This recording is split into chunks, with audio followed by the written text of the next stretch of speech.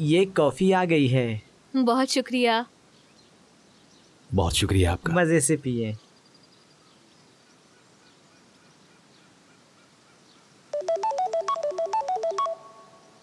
Hello, मुझे हफ्ते के आखिर की तकरीब का पता है सर। दिलारा घर पे मश्क कर रही है। आपको पता है कि उसकी अम्मी अभी तक वापस नहीं आई। मैं और उसकी नानी आएंगे। ठीक है, फिर मिलते हैं सर।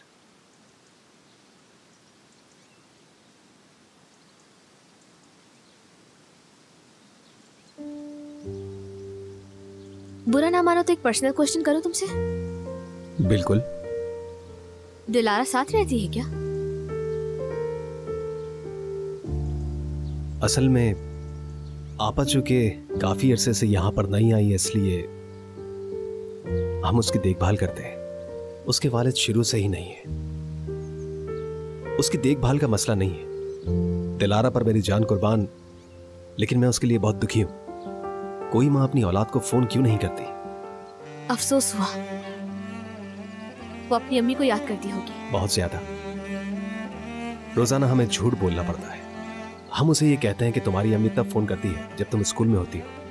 कब तक चलता? आखिर उसने बगावत कर दी।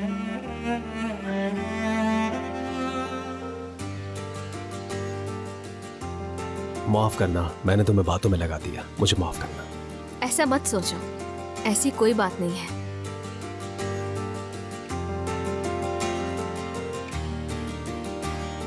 ऐसा करो कि कोई गिफ्ट ले लो, ऐसे जैसे उसकी अम्मी ने लिया हो। शायद इस तरह का गिफ्ट देखकर वो बहुत खुश हो जाए। यानी मुझे फिर से झूठ कहना पड़ेगा? नहीं, मैं ये नहीं कह रही जो तुम समझे।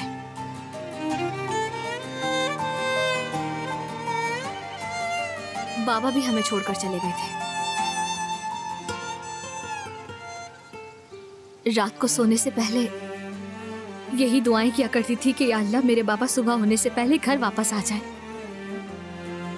कई रातें गुजर गई दुआएं करते करते।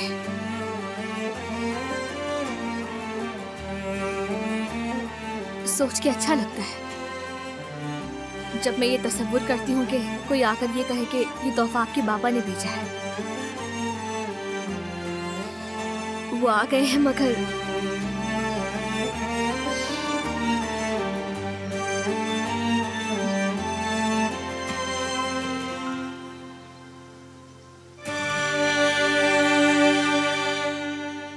कहाँ जा रही हो? जा रही हूँ मैं बाहर। अब सिर्फ तुम तीनों ही रह गए हो। क्या मतलब, रिजाइन कर दिया है तुमने? हाँ, इस्तीफा दे दिया है, क्योंकि मैं इस किस्म के माहौल में नहीं चल सकती। तहसीन तायमन के मुख पर हूँ ये समझते हैं लोग। मुझे वाकई बहुत बुरा लग रहा है। छोड़ो यार, जाने दो।